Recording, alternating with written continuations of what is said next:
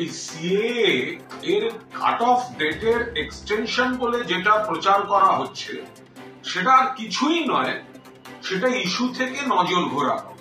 তার কারণ বিজেপি এখন এই আমরা জানি এই সিএএ, এনআরসি, এসআইআর এইসব দিয়ে মানুষকে বিভ্রান্ত করে, এই সব দিয়ে ঘুরিয়ে দমন পীড়ন চালিয়ে তাদের এজেন্ডা তারা ফুলফিল করতে চায়। আসলে উন্নয়নে নেই, বাংলার বরাদ্দগুলো তারা আটকে রাখে, বাংলা ভাষাকে অপমান করে, ভারতীয় বাঙালিদের হয়রান করে, বাংলার বিরুদ্ধে কুৎসা করে।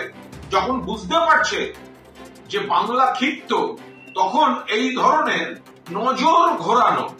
আমরা তো প্রথম থেকে বলেছি এই এনআরসি, সিএএ, ইদানিংকালের নির্বাচন কমিশনের এই এসআইআর, তো ফলে এই জায়গাটায় দাঁড়িয়ে এটা নতুন কিছু না, এটা বিজেপির বিভ্রান্তি, কনফিউশন ক্রিয়েট করা, বিভ্রান্তি তৈরি করার চেষ্টা, মানুষকে ভুল বোঝানোর চেষ্টা।